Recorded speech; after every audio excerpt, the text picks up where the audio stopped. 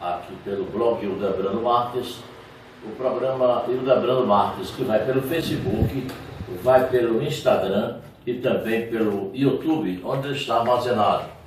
O programa, nessa sequência, que se chama A Hora da Verdade, é uma sequência onde nós aqui convidamos personalidades, políticos, empresários de vários segmentos da nossa sociedade. E hoje eu convidei aqui para uma conversa amena, para uma conversa amistosa, um dos novos integrantes da Câmara Municipal de Carpina, cujo patrono é o Dr. Murilo Silva. Trata-se do vereador Paulo Fernando. Paulo Fernando é um jovem advogado, a sua formação acadêmica é de advocacia, está no seu primeiro mandato, mas militou muito na igreja. E eu convidei Paulo Fernando quando eu fui para a posse dos vereadores e da nova prefeita de Carpina, Eduarda Gouveia. E Paulo estava junto a mim, que eu fiquei fora do plenário, fiquei junto com o público ali, e ele estava junto a uma senhorinha sentada, ele sempre preocupado ali, o que vale dizer que dá para se destacar que deveria ser a sua genitura. E ele sempre ali preocupado, e só entrou para o plenário na hora que foi convidado para sentar. Isso demonstra um carinho pelo ser maior que ele trouxe ao mundo e a sua mãe. Eu acredito que seja. Mas vou cumprimentá-lo para a gente começar a nossa conversa. Ele foi eleito pelo PSDB, o número 45, que é o partido, inclusive, da governadora Raquel Lira. E ele faz parte de um partido que é aliado da prefeita de Carpina, Eduarda Gouveia. Paulo Fernando, prazer grande tê-lo aqui e muito obrigado por ter vindo aceitar o nosso convite para essa conversa amistosa. Prazer, Deolando. Prazer a todos que acompanham você nas redes sociais, na internet, seu canal no YouTube. É uma satisfação imensa poder estar aqui. Eu sempre tenho dito que a imprensa do nosso município é muito importante para mim. A imprensa tem um papel crucial em nossa sociedade, que é de manter bem informada a nossa população, princípios de transparência, né? Então eu valorizo muito a imprensa do nosso município, todos eles que me chamaram para qualquer entrevista, a gente sempre fez o esforço a poder estar presente. Claro que demoramos um pouco nos encontrar desde janeiro, desde 1º de janeiro que você me fez esse convite, mas chegamos aqui e cumprindo nossa palavra. Tudo no seu tempo, né? Tudo no seu tempo e respondendo aí seu questionamento. De fato era minha mãe que estava me acompanhando no dia da posse lá na Câmara Municipal. E aí, por ela já ter uma certa idade, ela é idosa, eu fiquei muito próximo dela mesmo ali acompanhando, né? Porque nem para mim tinha cadeira ali naquele espaço, né? Tínhamos muitas pessoas acompanhando aquele momento, mas aí a gente conseguiu uma cadeira, colocamos ela e eu fiquei acompanhando até o momento de se iniciar a cerimônia de posse, né? A sessão de posse da Câmara. Por falar em família, Paulo Fernando, tem irmãos? Tenho 5, Deolando. Somos 5 irmãos, né? Minha mãe teve 5 filhas mulheres e eu fui o 5º, eu sou o caçula. Você quer o entre as mulheres, isso, né? Das mulheres nós tivemos uma perca muito grande, né? Que foi uma irmã minha que faleceu no ano de 2022, em dezembro de 2022, pertinho de Natal. Foi um momento muito difícil naquele ano pra gente. Era uma forte liderança política minha aqui em Carpina, que me apoiou muito na eleição de 2020, né? Foi uma das primeiras das minhas irmãs a vestir a camisa e a abraçar a campanha, né? Então, das 4, me permitam as outras dizer, ela sempre estava comigo em todos os momentos de campanha, né? Em 2022, ela nos deixou, né? E como nós temos fé, nós acreditamos que nesse momento ela deve estar em um bom lugar. A saudade é muito grande ainda, a gente pode dizer assim. Para minha mãe, a recuperação ainda ela não aconteceu, 100%, né? Acho que o pai, o tempo do filho, a dor deve ser muito grande e a gente não consegue imaginar a dor que eu não conheci até hoje, né? O Paulo quer dizer que desde 22 quer dizer que você já foi candidato outra vez, né? Sim, eu concorri pela primeira vez aqui em Carpina no ano de 2020. Na eleição de 2020 eu fui candidato pelo partido PSL. E naquela ocasião nós conseguimos conquistar aqui em Carpina, eu gosto sempre de dizer, 477 corações. Foram muitos votos. Isso deu aquela energia, aquela alegria de a gente poder concorrer mais uma vez. E dessa vez com mais esperança ainda, com mais garra. Você nota aí nesses 477 votos, temos uma pessoa querida, que 477 pessoas confiam em você. Sim, e isso me deixou muito feliz naquela ocasião. Algumas pessoas, aquelas pessoas que estavam mais próximas de mim, acharam que eu fiquei triste, que eu iria ficar muito triste. E eu estava muito preparado, Delbrando, muito tranquilo naquela ocasião para perder. As pessoas muito se preparam somente para ganhar, mas a gente tem que se preparar para perder também. Porque infelizmente é a palavra crucial, mas o perder é o certo. Perder basta você ficar em casa sentado, deitado e não ir para a rua correr atrás de voto, que certamente você vai perder. Então é fácil perder, ganhar não. Mas muitos acharam que eu ia ficar triste e na verdade eu não fiquei. Eu fiquei muito feliz por naquele momento 477 pessoas saindo de casa em um dia para votar em mim. Isso nos deu uma esperança, nos deu uma energia, nos deu uma garra muito grande para nessa campanha desse ano de 2024 a gente ir conquistar o resultado em Carpina, né? Dessa vez 821 corações. 821. Quer dizer, aumentou aí 4 votos? Mas não.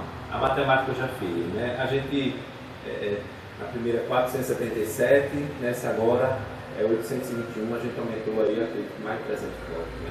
Mais de 300 votos. 821. Isso. Tá certo. E mesmo você tendo essa grande perda de força política, que foi a perda da sua irmã, né? Quem sabe ela deu uma ajuda de lá onde ela esteja. É verdade, Delbrando. Na verdade, nas entrevistas que eu passei, eu acredito que nenhuma delas eu falei sobre esse tema, né? É um tema muito difícil ainda para mim, para vocês ainda está. Ainda é muito difícil. Durante a campanha, em nenhum momento, Delbrando, eu comentei com nenhum eleitor essa perca da minha irmã. Eu não falei com nenhum eleitor, em nenhum momento da minha campanha. Justamente porque eu não queria que as pessoas tivessem a sensação de pena, né? Dizer assim, eu vou votar nele porque ele ainda está em um luto. Eu vou votar nele porque ele perdeu a irmã. Então eu não fiz isso. Eu acredito que ela não iria gostar se eu usasse a morte dela como barganha para a gente conquistar uma eleição, né? Então nenhum comício eu comentei, nenhuma casa que eu visitei eu comentei sobre minha irmã, não é? Mas minha família sabe que nós passamos em 2023, nós chegamos a desistir de concorrer, não é? Nós chegamos a anunciar para o nosso grupo, olha, o ano que vem a gente repensou na possibilidade e não iremos concorrer. E o motivo principal é esse, né? Eu prefiro dar atenção nesse momento mais à minha família e nós simplesmente abandonamos um pouco ali aquela pré-campanha que se começa, acho que quando acaba uma campanha, se começa já outra pré-campanha ali, você já vai conquistando nova liderança, novas pessoas. Eu cheguei inclusive naquele momento ali em 2023 a anunciar o deputado Gustavo Gouveia, que é o líder do nosso grupo aqui em Carpina. Cheguei a anunciar ele que não iria concorrer, né? Mas depois de conversas com a família, nós decidimos concorrer sim, e até alguns parentes diziam para mim naquele momento, para me convencer, Paulo, concorra por ela, já que você que gostaria de desistir nesse momento por ela, dessa vez faça o inverso, concorra a essa eleição por ela, talvez ela fique muito feliz em ver que você lutou, não é? E provavelmente venha a conquistar um sonho que era algo que ela queria muito, né? Naquela campanha de 2020. Para você ter uma ideia, das minhas 4 irmãs, eu disse em 2020 que eu iria apurar a votação na minha casa e sozinho com a minha esposa. Sei. Por quê? Porque se a gente ganhasse, a gente se organizava para sair para as ruas comemorar. E se a gente perdesse, a gente já ficaria ali no nosso canto deitado, né? Mas aí minha mãe disse, não, eu vou ficar com você na sua casa, eu vou dormir lá na sua casa essa noite. E aí eu levei minha mãe. E quando eu penso que não, começa a se bater no portão, eu falei, meu Deus, quem chegou? Porque eu disse que iria ficar só, né? E foi ela. E ela disse, não, só vou sair daqui quando sair o resultado. Então isso marcou muito. Na campanha de 2020. E na campanha de 2022, nós nos empenhamos muito, ela se empenhou bastante na campanha do deputado Gustavo, né? Se empenhou bastante junto comigo, com minha família. E aí em dezembro de 2022 eu decidi fazer uma confraternização na minha casa para a nossa liderança. Certo. Para a nossa liderança, né? E aí após o jantar, a gente já tem servido a sobremesa, né? E aí após o jantar, foi quando ela passou mal, né? Nós socorremos ela aqui para o Hospital Carpina, depois ela foi transferida para o Recife. E aí, infelizmente, recebemos a notícia. Isso em 22? Foi uma confraternização de Natal, isso marcou muito também. Foi uma despedida em uma festa, né? Na verdade, nós estávamos ali todos com a nossa liderança política reunida, quando infelizmente acontece. É muito traumatizante ainda falar sobre isso. Eu noto que você se emociona ao falar disso, porque na realidade era um momento festivo em que ela estava presente e no decorrer da festa ela sentiu-se mal. E vocês perderam um grande membro da família e que, como você falou, isso foi seu braço direito. Então, essa foi uma perda que ainda está muito latente no coração de vocês, principalmente da sua genitora, que você me disse isso e não é para menos. A sua formação acadêmica, advogado, por qual razão? Eita, vamos lá. Na verdade, eu quando saí do ensino médio, eu saí com o objetivo de ter uma carreira na área de saúde. Eu cheguei inclusive naquela ocasião a fazer o vestibular de farmácia e não passei. Mas aí logo em seguida eu comecei a fazer um curso técnico de enfermagem, também lá na escola Soares Dutra, em Recife. Eu sei. Né? É uma escola estadual, escola técnica estadual, Soares Dutra. Mas aí também, em abril de 2010, mais ou menos ali, eu comecei a trabalhar na unidade mista de Carpina. Foi o meu primeiro emprego público. E eu entrei naquela ocasião para trabalhar na recepção. Você era novo, né? Novo, tinha acabado de sair do ensino médio, novo entre aspas, né? E tinha acabado de sair do ensino médio. E aí eu não me identifiquei com a profissão. É uma profissão muito árdua, né? Tem que ter coragem. E naquele momento eu não me sentia corajoso para trabalhar na área de saúde. Tem que ter muita resignação, né? Para ver o sofrimento dos outros. Com certeza. E aí eu decidi não continuar, né, no curso técnico de enfermagem. Logo em seguida eu prestei concurso para a Polícia Militar, né? Quer dizer, eu já tinha prestado concurso ali em 2009. Passei, fui reprovado no teste físico. Mas aí aquele estudo ali do direito também já estava dentro do meu coração, né? Até que nós... Mas alguém da família... E aí, Delbrando, aconteceu também uma situação muito delicada na minha família, que foi um parente que foi detido por um dia, né? De forma injusta. Inocente. De forma inocente, né?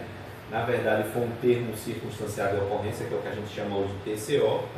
Desse TCO, naquela ocasião, o oficial tentou encontrar o meu parente para notificar sobre uma audiência que teria e não conseguiu encontrar.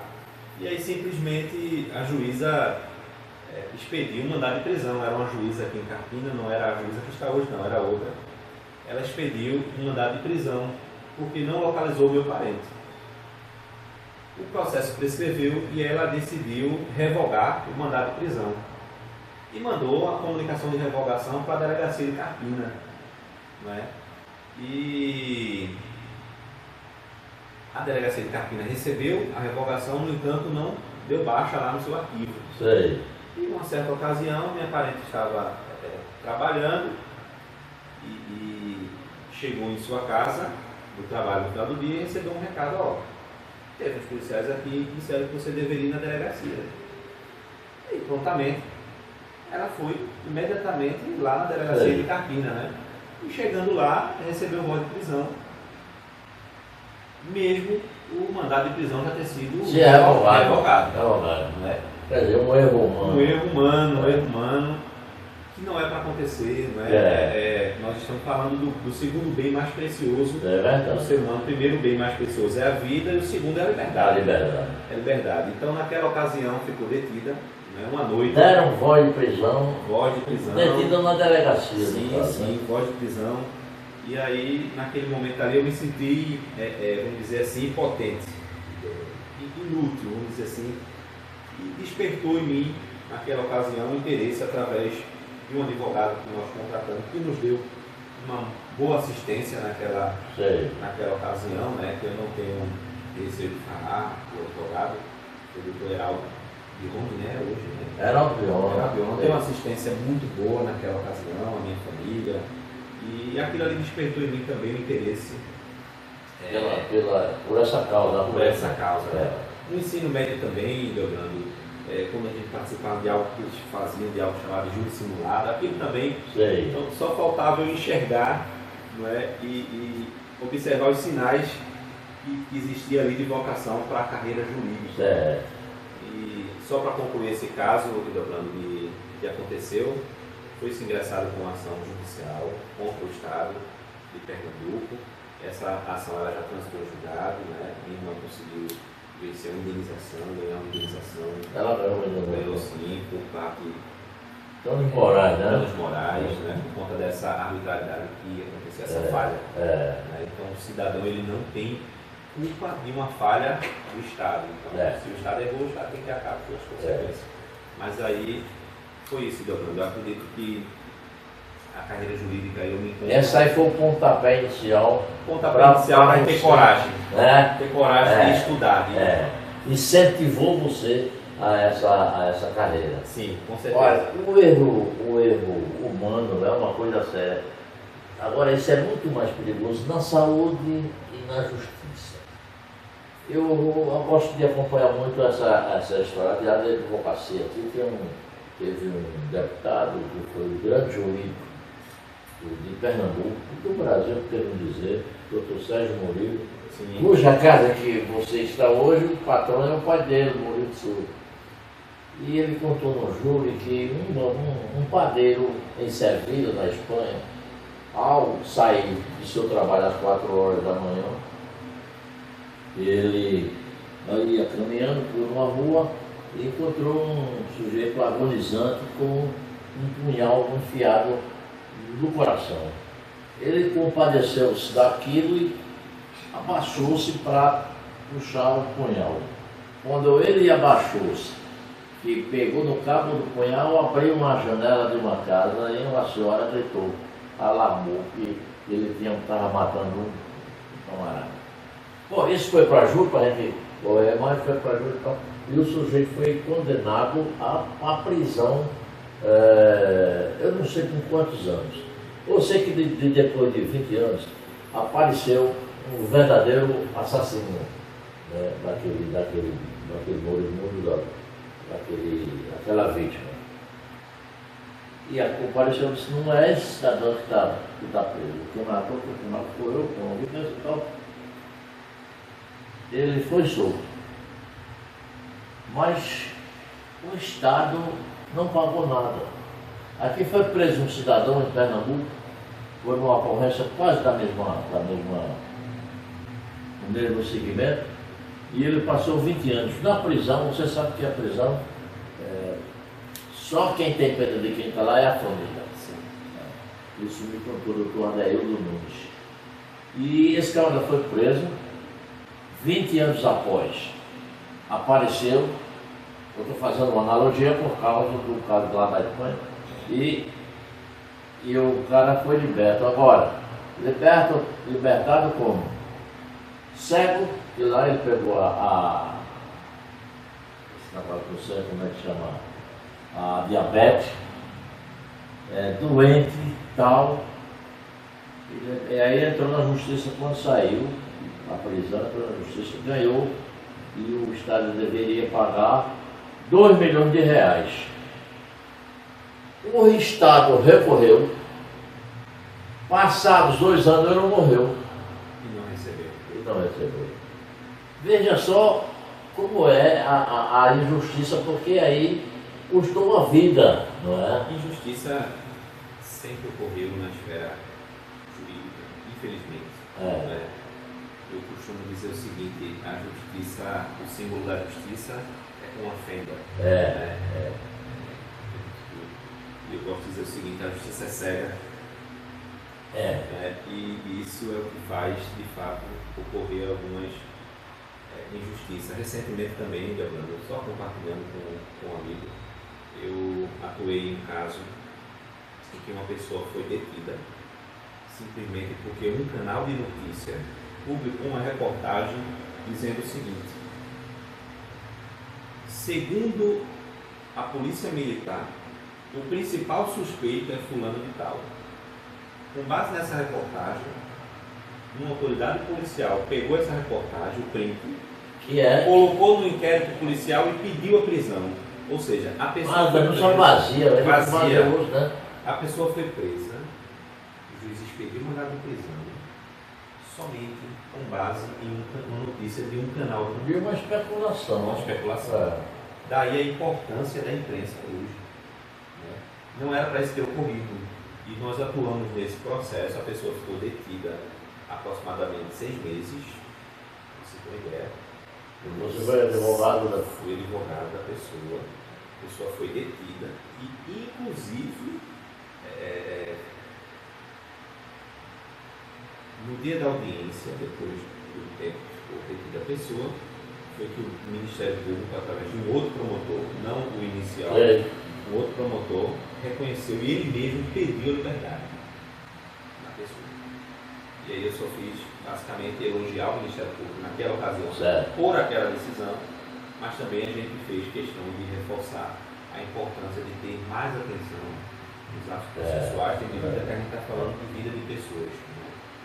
Então, sim, você elogiou o Ministério Público, mas na verdade, no decorrer de que você foi o defensor, ou seja, o advogado da pessoa que estava presa injustamente, você colocou essa coisa que foi uma precipitação. Uma precipitação. Tanto por parte da autoridade policial, naquela ocasião, sim, quanto por parte do órgão ministerial, quanto também por parte do juiz. Então houve uma escadinha. Né? No primeiro momento, quando eu peguei o processo, identifiquei a situação e disse: olha, a pessoa foi detida sem mesmo ser ouvida. Sem mesmo ser ouvida. Testemunha, nenhuma testemunha dizia que foi aquela pessoa que cometeu aquele crime. Por aí já está. E por aí a gente vê, então assim, infelizmente, esse tipo de situação ainda acontece no dia de hoje. Então por isso que, voltando à política, por isso que no período da campanha a gente colocou o nosso lema, né, por mais direitos. Né? Certo. E a gente, na verdade, é defensor das boas práticas jurídicas. Quer dizer que você é um advogado criminalista? Não sou criminalista. Não?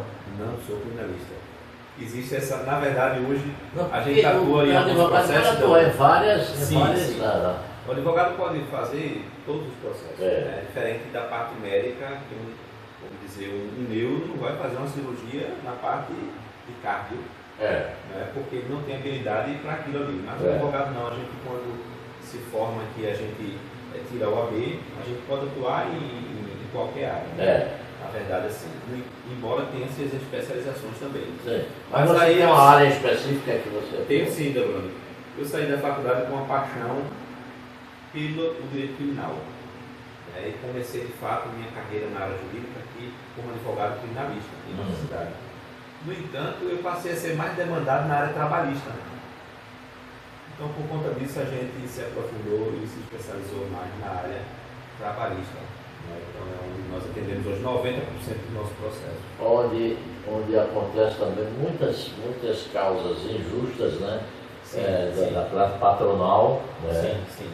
Hoje a questão está mais maleável em virtude da criação de vários sindicatos, de vários segmentos de trabalhadores. Mas mesmo assim ainda acontece. Sim. Fábricas que fecham abruptamente e quando vê tá lá nos jornais que fechou por questão de finanças e tal, e deixa de pagar os direitos dos... Isso, atualmente eu estou trabalhando em um processo de uma empresa que é uma multinacional, que atuava aqui no Brasil já há mais de 15 anos, mais de 20 anos, e que recentemente faliu, né, e deixou aqui no Brasil em torno de 800 a 1.000 trabalhadores, né, em todo o Brasil, sem recebimento de suas verbas, sem recebimento de suas indenizações.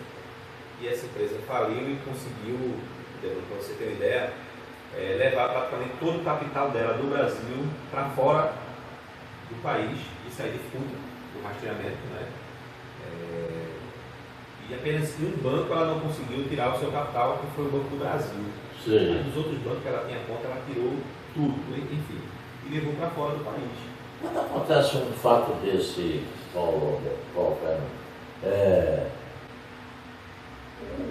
a Fazenda, o Ministério da Fazenda, ou a Secretaria da Fazenda, não toma nenhuma iniciativa quando a empresa pede falência e vai no banco e tira. Então, o que é que aconteceu? Ela fez esse saque, essas transferências, alguns meses antes de pedir falência. Na verdade, ela já agiu de má fé. Ela prevaricou. Ela estava ativa, não tinha nenhum impedimento, a multinacional não tinha nenhum impedimento naquela ocasião para transferir seus bens, seus valores para outros países. Né?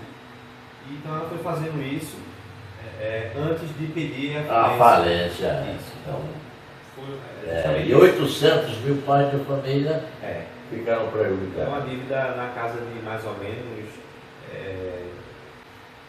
na casa de 600 milhões de reais ela deixou. Mais de meio milhão.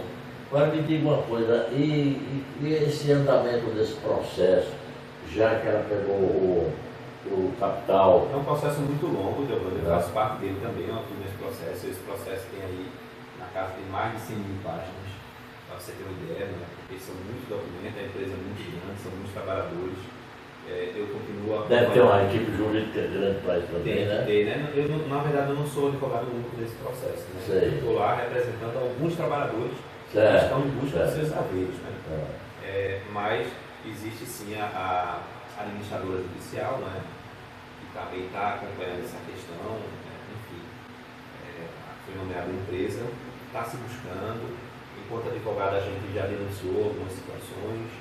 Outros advogados também denunciaram situações de irregularidade prévia da empresa, né? Justamente com a intenção de enganar os trabalhadores. E está se buscando, isso é intencional. Está se buscando recursos dela até em outros países, né? Já existe esse caminhamento por parte da justiça brasileira. E bens patrimoniais? Não deixou nenhum bem patrimonial, porque na verdade hoje a maioria das empresas tem a ideia de que, de fato, não vale a pena ter bens próprios. Então, muitas delas, às vezes, quando tem um imóvel, mas colocam em nome de terceiros, justamente para evitar esse tipo de situação. Já é uma prevaricação. É uma situação muito delicada, né? Então, quando a gente vai ver hoje, eu acredito que aí 80%, 70% das empresas do país elas não têm bens próprios. Né? Simplesmente aluga, é mais prático. Até porque ela pode estar se instalada aqui nessa região hoje, ainda não tem mão de obra nessa região, ou me instalar na região de outro estado, ou me instalar em outra região desse estado. Então é mais fácil migrar para outro local quando ela tem um prédio alugado. E quando ela compra não, quando ela adquire, ela faz um investimento muito alto, isso aí dificulta essa transferência depois. É verdade. Eu vou pedir aqui licença a você, que a gente vai fazer um pequeno intervalo, mas a gente continua logo com essa conversa, esse papo amigo, amistoso aqui, com o vereador de Carpina, Paulo Fernando.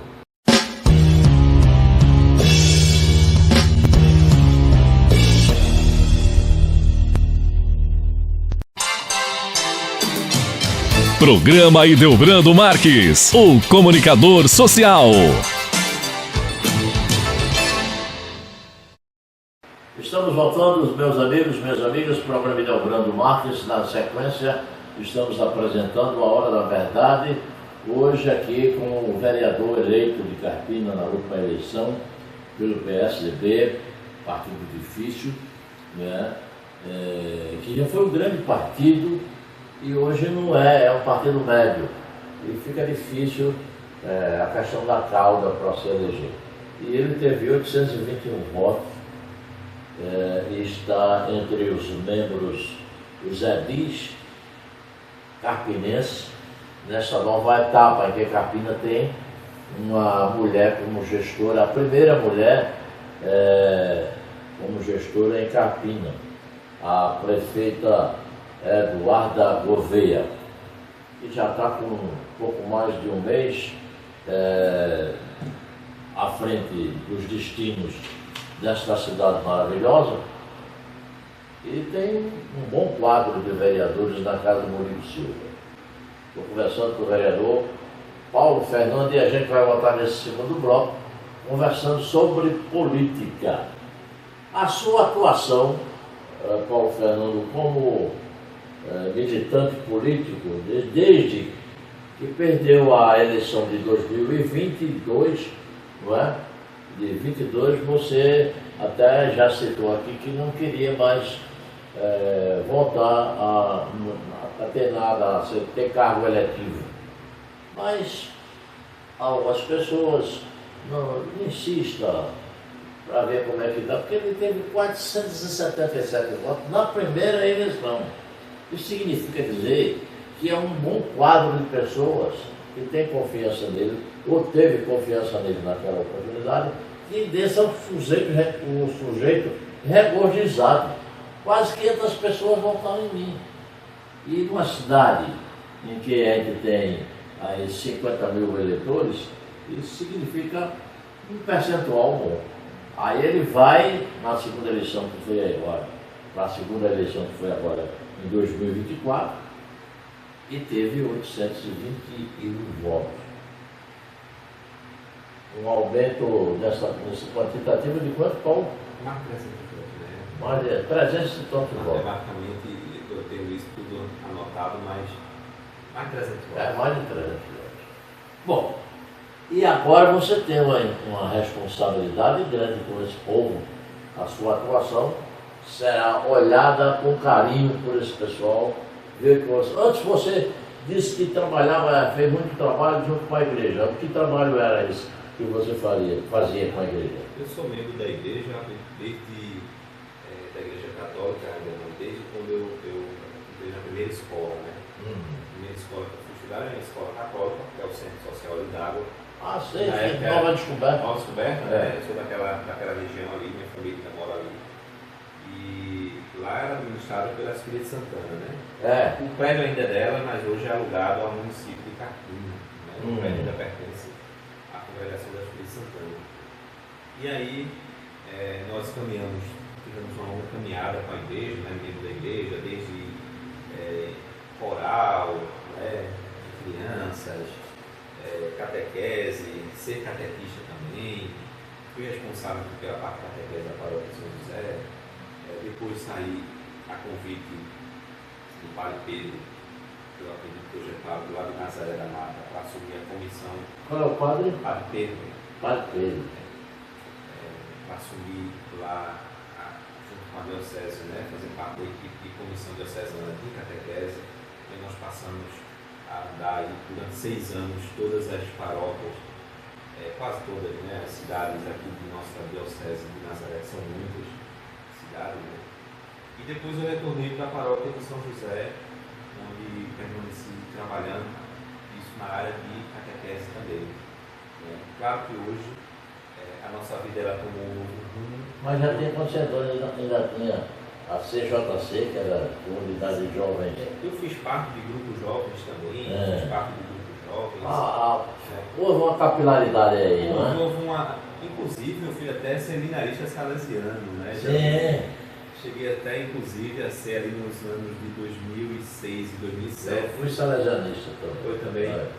Eu fui seminarista salesiano aqui em Carpina, né? Então, justamente por essa ligação com a Igreja Católica, né? Mas ali no final de 2007 a gente saiu e a nossa vida tomou um novo rumo, né? Hoje eu sou casado, né? Inclusive conheci minha esposa na época que eu era seminarista. As pessoas acham que eu deixei o seminário para poder casar, não foi isso, né? Para você ter ideia, eu acho que acredito que 6 anos depois que eu saí do seminário... O seminarista necessariamente ele não entra para ser padre. Exatamente. Né? Exatamente. É ali para ver a vocação da pessoa. E isso é uma descoberta, né? Se descobrir ali enquanto vocação, mas foi uma experiência muito boa. A disciplina no Salesiano era uma disciplina muito, ao mesmo tempo, rígida e humana, né? Nossa vida começava de 5h15 da manhã.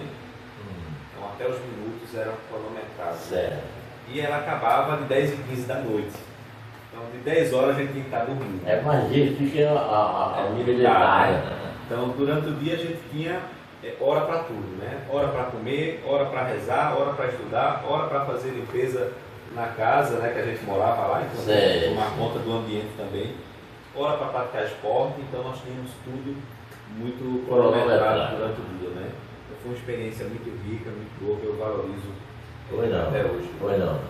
Então esse é um segmento que você participou, que você valoriza muito, mas não tem nada a ver com política. Não. Mas ajuda nas ações. Com certeza.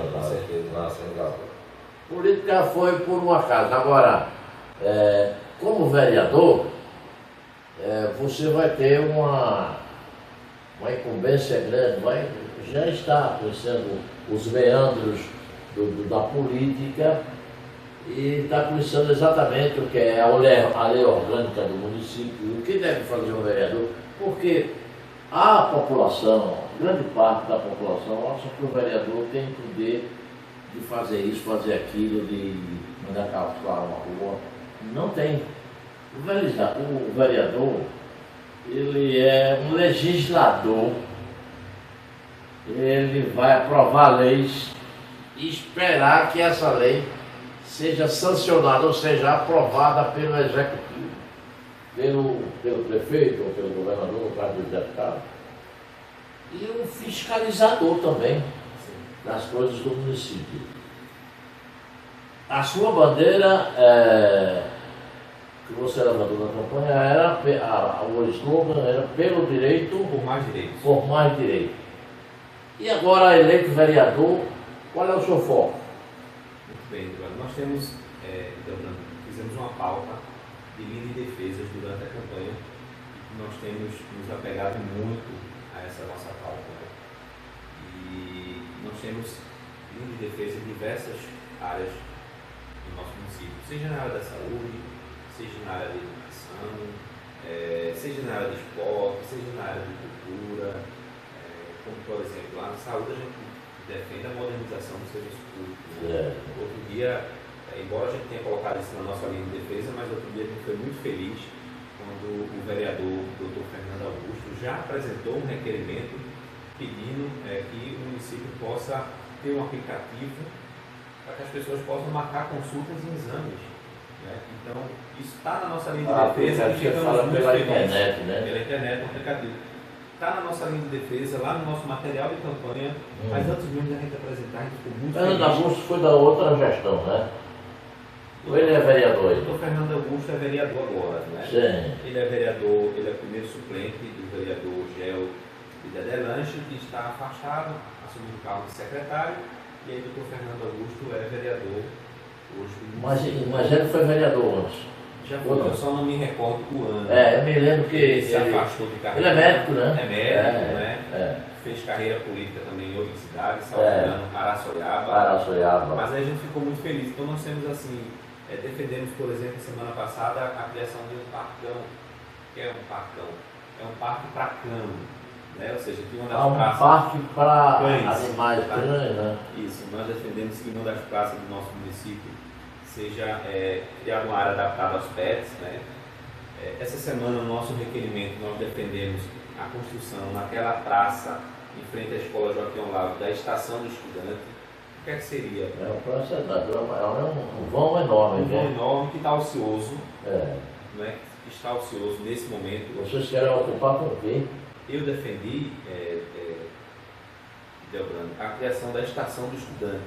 Seria um local mais apropriado para os estudantes esperarem a condução do transporte escolar, né? Você fala desses estudantes que vão a Recife? A Recife, a Nazaré, então hoje eles esperam aqui na casa do estudante, não que seja um local ruim, é um local que atende eles em certo ponto, né? Tem um banheiro, tem cadeiras para sentar, para esperar a condução, mas eu acho que a gente iria tirar já os ônibus que estão vindo aqui para o centro de Carpina, ele tem... E já anda tão caótico, né? Então a gente já colocaria naquele local ali, claro que seria um local apropriado.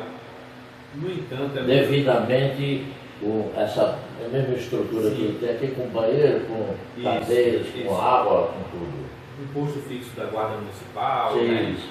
Mas é claro que é muito importante também deixar isso muito bem claro. O requerimento foi aprovado não significa que ele vai ser executado.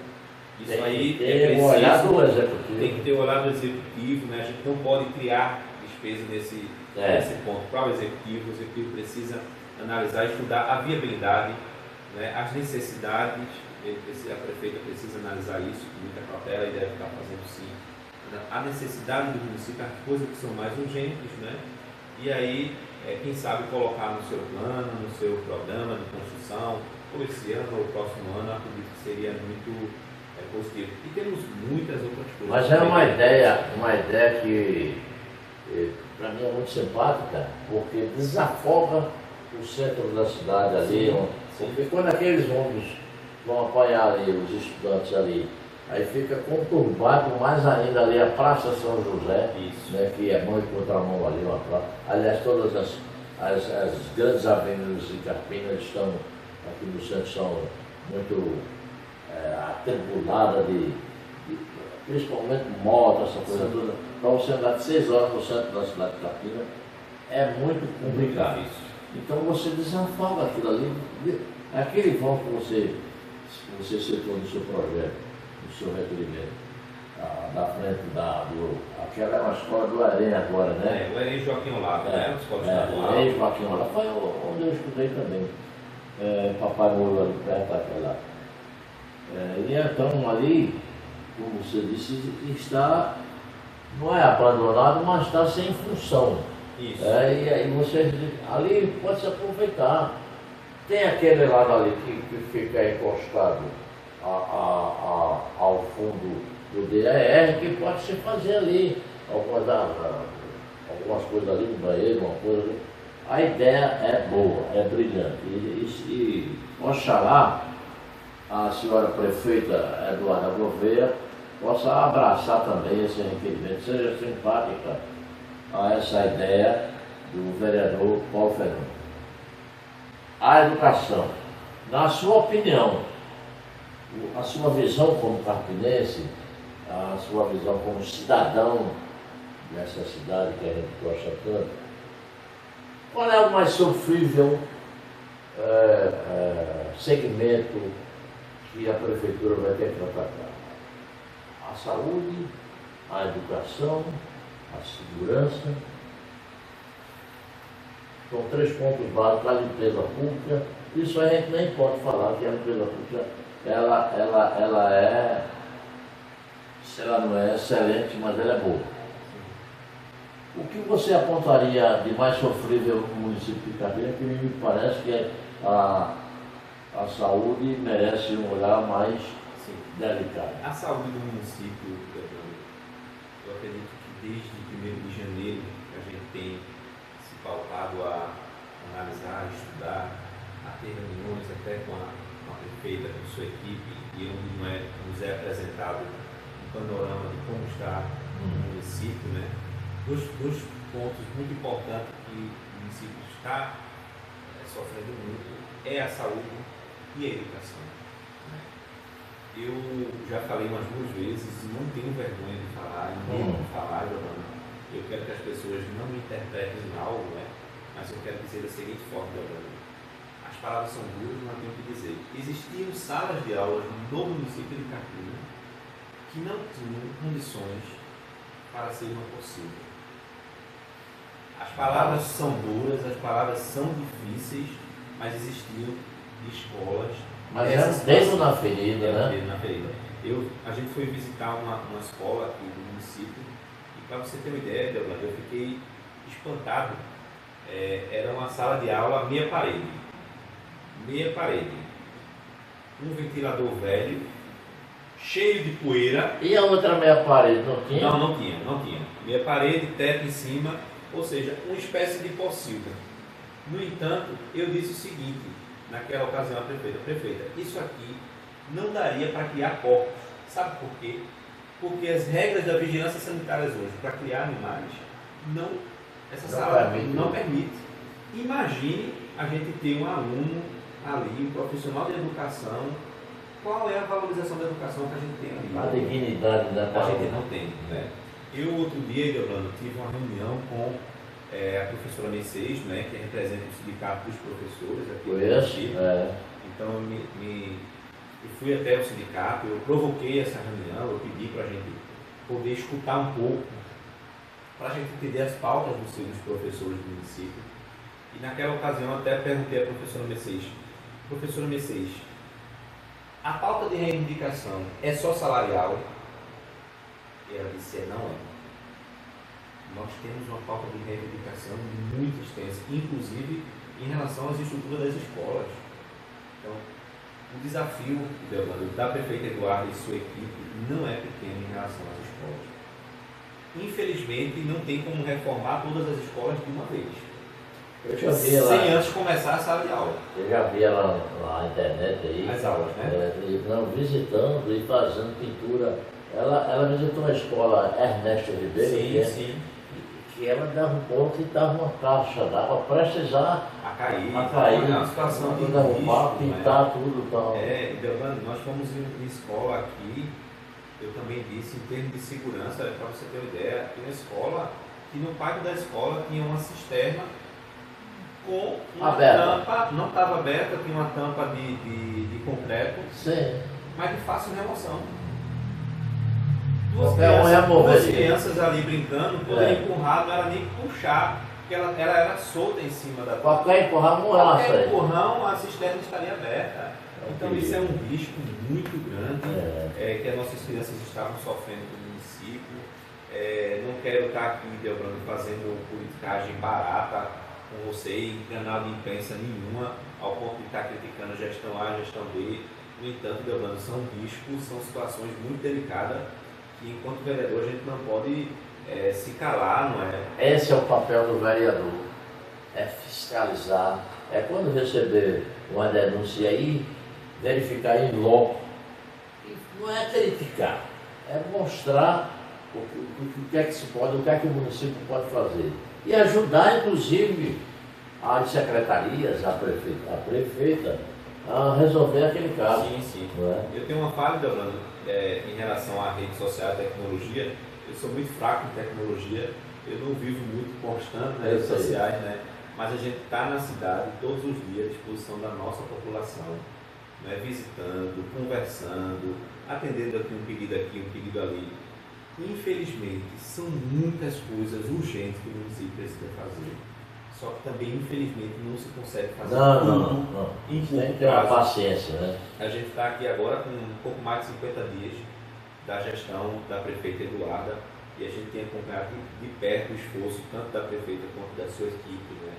E eu tenho dito o seguinte, a prefeita do município hoje é a pessoa que mais tem trabalhado, se a gente for analisar de forma em termos de horas, né? Ela começa cedo e às vezes de 2 horas da manhã ela está respondendo.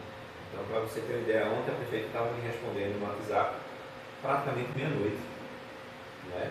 Foi para o bloco aqui no centro da cidade, mas depois voltou para trabalhar e estava respondendo ali praticamente meia-noite. Então, assim, a gente vê um comprometimento muito grande com o município, né? A nossa cidade estava precisando de uma gestão como essa. Eu fui um dos primeiros defensores também aqui em Carpina, que viesse o grupo Gouveia aqui para Carpina. Paulo, você tem alguma coisa, o grupo que passou, você tem alguma coisa, outro grupo que gostaria de voltar? Não tenho nada contra. Para você ter uma ideia, qualquer um dos ex-prefeitos que eu encontrar em Carpina hoje, eu não tenho problema nenhum de estender a mão e ter um tratamento respeitoso e cumprimentar, porque contribuíram com a cidade de Carpina até certo ponto, mas hoje a cidade de Carpina ela precisa avançar muito mais e por isso que eu acreditava que eles não iriam contribuir mais da forma que a nossa cidade precisava. Não é?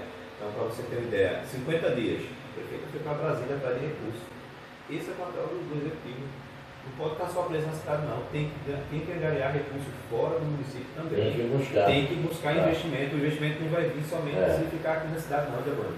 Ela inclusive recebeu nesse mês de fevereiro já uma verba do SPM que estava implantada de 7 milhões e 200 e poucos, que vai dar uma ajuda, né? E eu acho que nessa ida dela a Brasília com o deputado Gustavo Gouveia,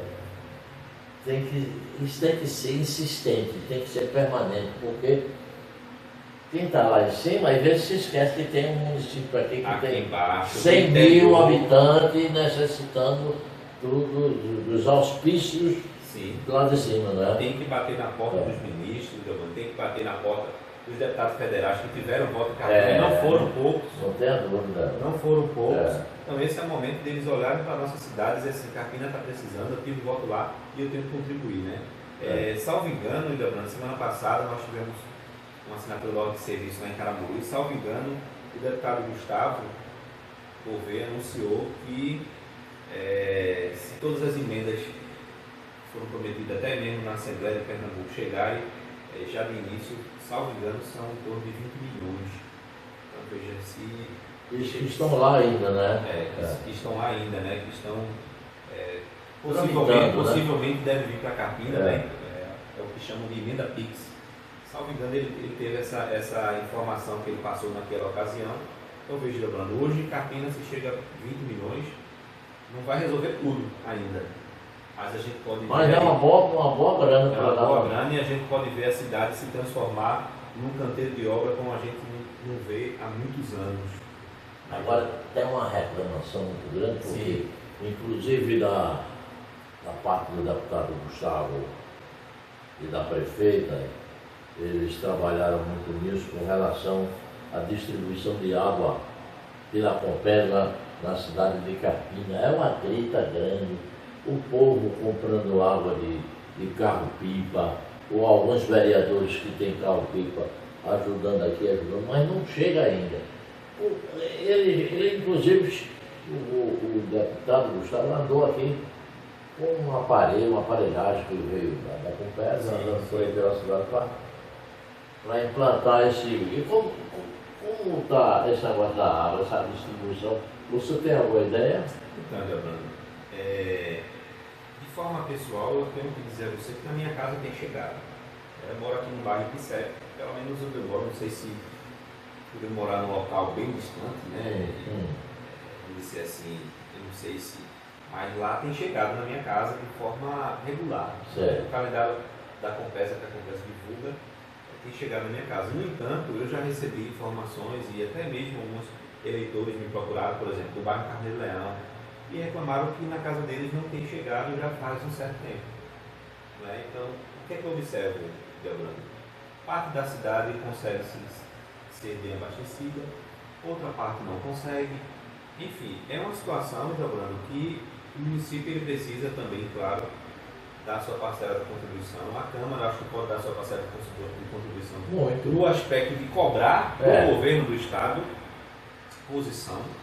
A cidade hoje é considerada, vamos dizer, a capital da Mata Norte, falam tanto nisso. Né? Então a gente não pode admitir, ainda que nos dias de hoje, um serviço tão essencial seja fornecido de forma precária. Com certeza. Então, assim, o que é que eu defendo, Lebrando? Eu não tenho hoje carro-pipa para colocar, para abastecer água na casa das pessoas. Algumas pessoas até me ligam, Paulo, você tem carro-pipa para colocar? Porque, olha, quantos carro-pipa seriam necessários para abastecer Carpina? Se eu colocar um carro-pipa hoje e chegar num bairro, Lebrando, que está faltando água, certamente numa rua todo mundo vai querer. Paulo, como vereador, Debrando, os recursos financeiros que a gente tem, o salário de vereador que a gente tem aqui no município, vai conseguir atender a demanda da população de carro-pipa? Não vai. Não dá. Quem sabe até se o município quiser contratar carro-pipas, talvez nem ele consiga toda essa demanda. O que precisa se fazer, ao meu ver, Debrando, de fato, é o deputado, junto com a governadora, né? Enquanto vereadores aqui de Carpina, acho que se um vereador for lá bater no palácio do governo para cobrar algo desse tipo, talvez ele não seja atendido, mas quem sabe se os 15 vereadores chegarem lá e baterem no palácio da governadora, quem sabe a gente não é atendido, porque mostra-se força e mostra união e mostra que a Câmara de Carpina, para você ter uma ideia, nós precisamos dessa consciência, que lá nós representamos a população de Carpina, é a voz do povo. O legislador ele é o representante legítimo do povo. Exatamente. Então, se os 15 se juntam e fazem essa cobrança de melhorias na parte de abastecimento de água no município, não é só lá a central de tratamento. As populações de Carpina também, existem várias situações precárias. Mas era isso que eu ia falar, Paulo. A cidade cresceu e... Carpina cresceu muito, né? Os bairros, você vê Carneiro Leão, bairro do Prajá, e a população de Carpina é aqueles campos antigos, né? Que já estão ali corroídos pela ferrugem, e dá para essa vazão para chegar para todo o campo. Para abastecer todo o bairro, né? E se você for analisar, hoje em dia, quem pode construir uma cisterna em Carpina constrói. É para quando chegar a água, encher logo sua cisterna e ela segurar ali a casa abastecida por muito tempo. Então imagine toda a cidade construindo sua cisterna. Teoricamente a água vai precisar de uma vazão maior para poder atender. Porque isso tem que ter um controle também, exatamente como você disse, que lá ela chega regularmente na sua residência, mas tem residência que faz tempo que chegou. Né? E esse é um sofrimento de grande parte da população de Carpina. Na Rua do Carro também sofre do mesmo problema, porque o manancial está lá, o tratamento está sendo feito. Mas quando a água vem para cá, cadê vazão, cadê canos novos para ter essa coisa? Então, mas como você disse, se houver pressão por parte da população, por parte dos 15 vereadores, vamos ao governadora, para dizer, o governador precisa se dar um jeito na água de Carpina. Porque no momento que isso for feito, não vai chegar também assim, abruptamente. Isso tem que ser distribuído de maneira quantitativa, né, para que todos tenham o líquido precioso. Carnaval está aí, você é furião? Eita, Debrando, eu não sou muito furião, não sei. Eu valorizo sim a cultura, né? Gosto sim de acompanhar manifestações. A cultura está bem representada com Marta Guerra? Sim, com certeza, né? Dona Marta Guerra tem uma vasta experiência na área cultural. A Café na Arte, ela foi uma das precursoras, junto com Jarbas Vasconcelos. Sim. Ela tem experiência nesse mundo. Com certeza. É carnaval que nós estávamos falando. Carnaval. Então, assim, carnaval de Debrando, eu gosto sim de acompanhar. Eu não sou muito aqueles de estar dançando no bloco, mas eu fico ali na praça. Eu sou daqueles que ficam ali na praça observando o bloco passar, vendo as pessoas se divertir. Isso é muito importante para a gente. Eu gosto de acompanhar. Carpina já estava certo. Carpina já teve grandes carnavais, não é do seu tempo, mas teve grandes carnavais. Tinha clubes na rua, espanadores, lenhadores, retirados, de escolas de samba e tal. Hoje ficou restrito a semana pré-carnavalesca, né? É o bloco Urubu Pelado, é o bloco das Catraias, que desfilam nesses dias aí. E 2 blocos líricos que são os mais novos de Carpina, que são o Líder de Carpina e o bloco Flor dos Tamarindos, que são uma beleza. Desfilam pelo Recife e em outras cidades. Eu tenho acompanhado a evolução desses 2 blocos. E o Flor do Tamarindo tem brilhado aí, recebido comendas taças em outros municípios e no Recife, principalmente que ele é apadrinhado lá de um bloco chamado Boêmios da Boa Vista. Carnaval de Carpina se restringe a isso. Eu estava falando, fui na Secretaria de Cultura, vão fazer um palanque, um palco, ali próximo à igreja de São Sebastião, mas me disseram que o desfile é do Camuquinho, do Maracatu, então vai continuar, porque aqui tem uma bazuca que eu fiz parte, a bazuca, Gil Guedes e outros companheiros, até o ex-prefeito Joaquim Lapa era um dos integrantes. E era um bloco que a gente fazia um conjunto de corda, sanfona, caró, essas coisas todas, e saía já na sexta-feira. E nas manhãs a gente fazia a festa, ia para o Clube de Vendedores, tinha manhã só. Acabou-se, porque os clubes acabaram. Depois do palhação, ou seja, do palco do parque de eventos, acabaram-se os clubes. Está ainda no finzinho de nada aquele clube de Campo Planalto lá, que de vez em quando faz uma festa boa. Mas espanadores, ganhadores e outros foram a pique. Carnaval aqui é Paudalho, Vitória de Santo Antão, Nazaré da Mata, Bezerros, Triunfo, só é o carnaval do interior. Mas não deixa de ter folião, se ter blocos da rua, como você vai ver sábado aí, os dois blocos líricos saindo ali da Estácio Coringa, não, da Getúlio Vargas, que é a rua dos Tamarins, né? Para girar ali pela praça, e você vai ver que é gente na rua. E se tiver bloco na rua do carnaval, o povo vai ver. Você disse que olha bem para a cultura. Você tem interesse de ver essa coisa melhorar o Carnaval de Carpina? Sim. O Carnaval de Carpina, me permita dizer, há mais de 20 anos ele não tem a valorização que merece. Se você for analisar a história do Carnaval de Carpina, ao longo desse tempo ele deixou de ser valorizado e talvez até agrida o que eu vou falar a algumas pessoas, deixou de ser valorizado por algumas pessoas por motivações religiosas. Basta estudar um pouco a história de como foi feito para se acabar, foi planejado para se acabar com o Carnaval de Carpina. Certamente a gente precisa reavivar, reanimar os clubes, os blocos que existiam em Carpina, que se perderam no meio do caminho ao longo do tempo. Eu percebo hoje no município um esforço para reanimar o Carnaval de Carpina. No entanto, a gente também precisa ter muita cautela e saber qual o caminho que o município vai querer, né? Se ele vai querer ser mais reconhecido culturalmente pelo incentivo às tradições juninas ou pelo incentivo às tradições carnavalescas. Se a gente for analisar direitinho, o Recife tem um carnaval muito bom, Olinda tem um carnaval muito bom, Caruaru ele fica um pouco neutro durante o carnaval. Tem quase, né? Isso. No entanto, quando a gente chega no período junino, Recife faz as festividades juninas. Mas ela já faz. Mas não tem a mesma intensidade do carnaval.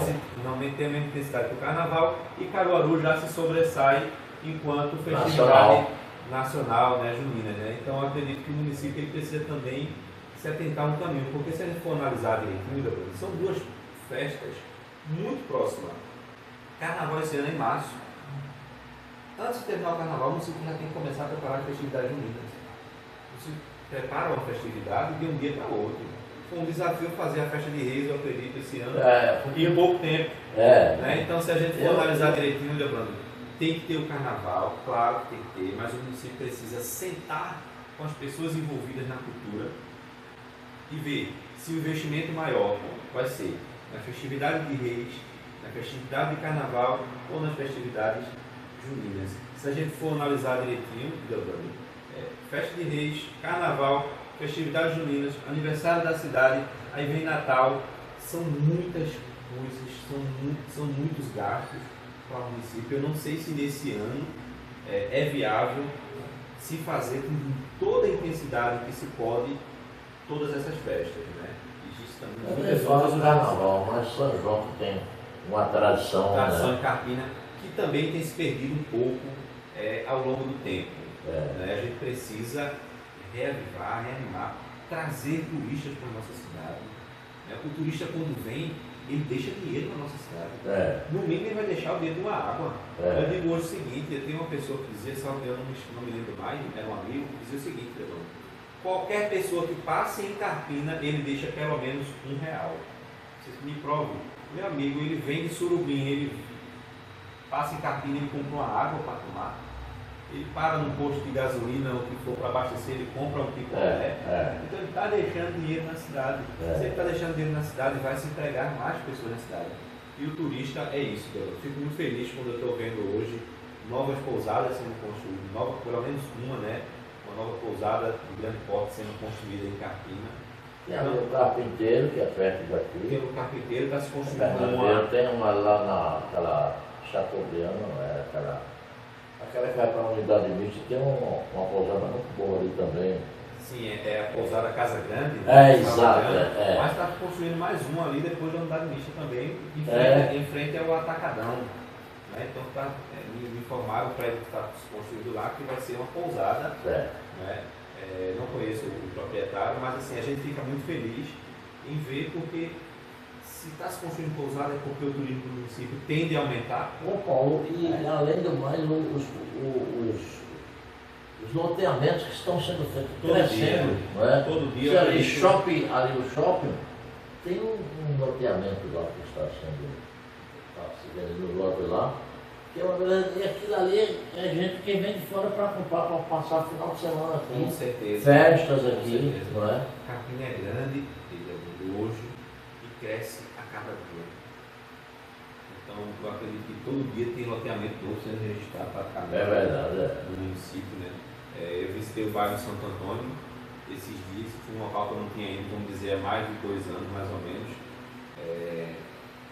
Eu fiquei espantado com o tamanho do novo loteamento que fizeram hoje lá no bairro de Santo Antônio, e fez algo que eu considero muito importante, que é a ligação dos bairros. O bairro de Santo Antônio hoje já liga com o bairro do Cajá.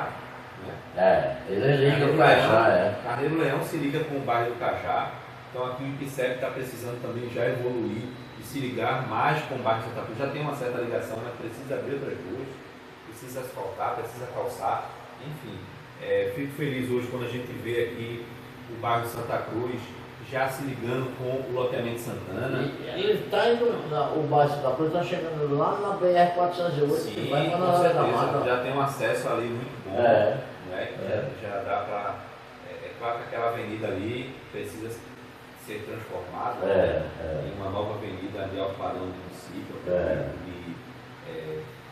Preciso olhar. Onde que é preciso olhar por aquela rua da Avenida de Santa Cruz, né? Que vem dar em frente ao Hospital das Clínicas. Isso, ela tem uma baixa ali, que a gente consegue que vai sair lá, na BR-408, e aquilo ali merece um olhar carinhoso, porque acesso aos bairros, vai contribuir com o trânsito na cidade, né? Então imagina uma pessoa antes tinha que sair do bairro do Santo Antônio ali, próximo ao cemitério, né? Fazer todo o percurso para poder chegar no Cajá. Hoje não precisa mais, porque tem ligação. Tem uma avenida que vaza lá ligando ao bairro do Cajá, né? E sai lá no Palhoção, lá no gramado de eventos. Então isso é muito importante. Mostra que a cidade tem crescido a cada dia, não é, Debrando?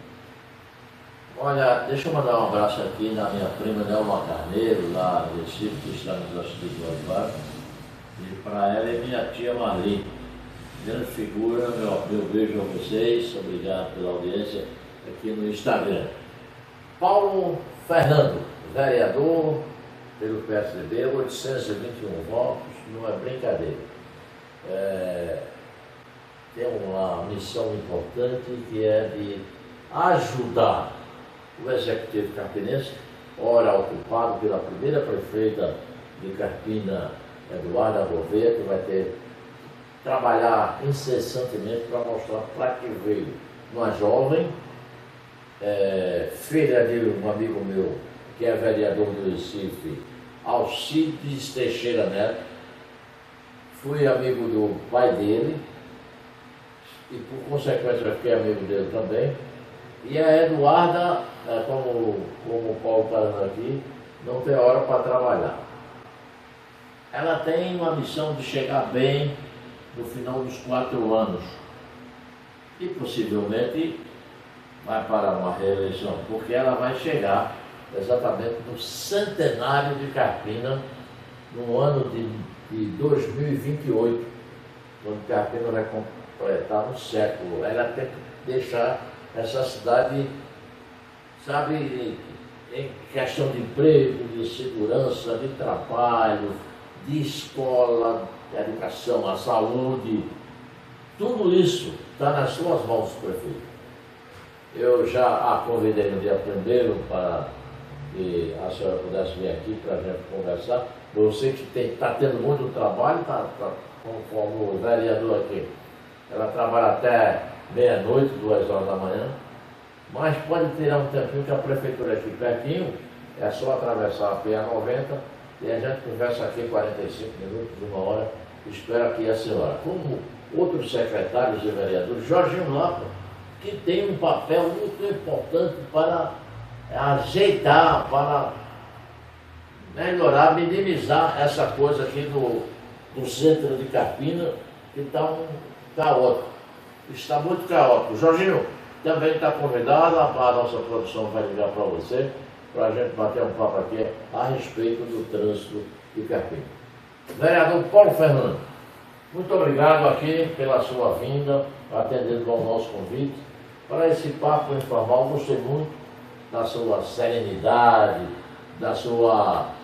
do seu foco nas coisas que você tem trabalhado, foi seminarista. Olha, foi seminarista, é focado nas coisas, é como que se chama, aquele camarada que faz tudo certinho, 5 minutos tem que fazer isso, daqui a 5 minutos tem que, porque ser seminarista não é ser somente padre, não. Ele aprende essa doutrina que tem lá de dentro, né, Paulo? E você passou por isso. Muito obrigado, sim, disciplinado, a produção está me dizendo aqui.